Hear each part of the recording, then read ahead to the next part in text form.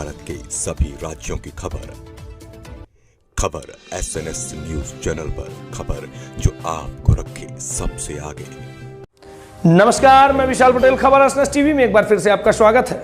आइए रुक करते हैं महाराष्ट्र की कुछ खास खबरों की और दिखाते हैं महाराष्ट्र के नागपुर जिले से अब्दुल शेख की यह खास रिपोर्ट। पैसे के लेन देन को लेकर एक दोस्त ने की दोस्त की हत्या, एक घायल। नागपुर के नंदवान थाना अंतर्गत पैसे के लेन देन को लेकर एक दोस्त की हुई हत्या, एक हुआ घायल।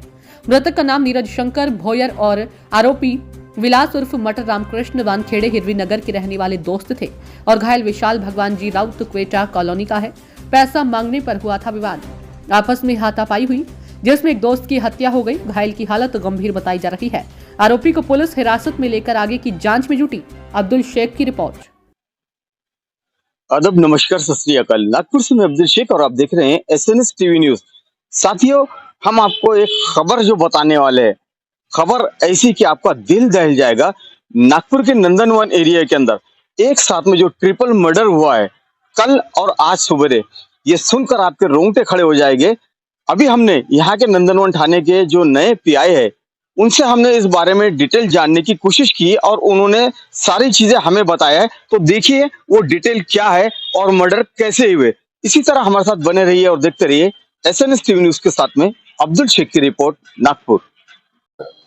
काल रात्री 8 वाजता ट्रान्सपोर्ट लाईन भंडारदरा या ठिकाणी नीरज भोयर, विशाल राऊत आणि विलास उर्फ मटर वानखेडे या 3 मित्रांमध्ये पैशाच्या देवाणघेवाणीवरून भांडण झालेलं होतं।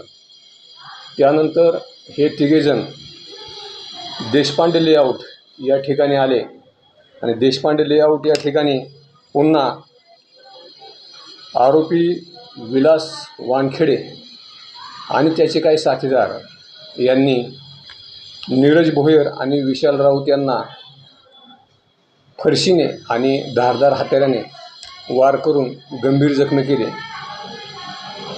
या दोघांनाही पोलिसांनी हॉस्पिटलमध्ये घेऊन गेले आणि त्या ठिकाणी उपचार चालू असताना नीरज भोयर हा डेथ झालेला आहे। पोलिसांनी आम्ही त्यांच्यावर कलम 302, 307 या कलमाखाली गुन्हा दाखल केलेला आहे। त्या गुन्ह्याचा तपास सुरू आहे।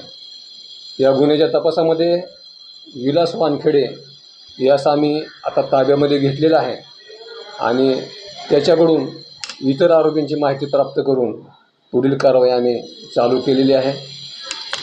लवकरच त्याच्या इतर साथीदारांची पण नावं निष्पन्न होतील, त्यांना ताब्यात घेऊन पुढील कारवाई आम्ही करून घेत आहे।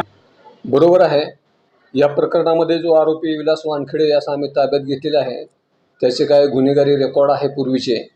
त्याचप्रमाणे यामध्ये जो मयत झालेला आहे नीरज भोयर याचे पण गुन्हेगारी रेकॉर्ड आहे। तर ते रेकॉर्ड सविस्तर तपासून त्यांच्यावर अधिक कडक कारवाई करण्याची आम्ही तजवीज ठेवलेली आहे।